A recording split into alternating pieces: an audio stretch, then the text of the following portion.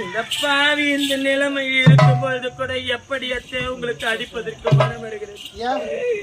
இதுவே நீங்கள் பெற்றெடுத்த மகளாக இருந்தால் இப்படி எல்லாம் அடிப்பீர்களா?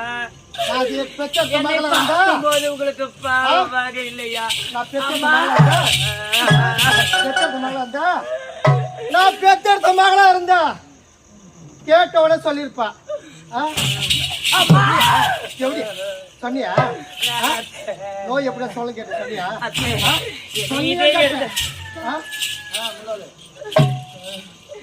இதே இடத்துல நடிச்சு சாகடிச்சு போட்டாலும் சரி, இந்த நோய் எனக்கு எப்படி வந்தது என்று என்னால சொல்ல முடியாது அத்தை.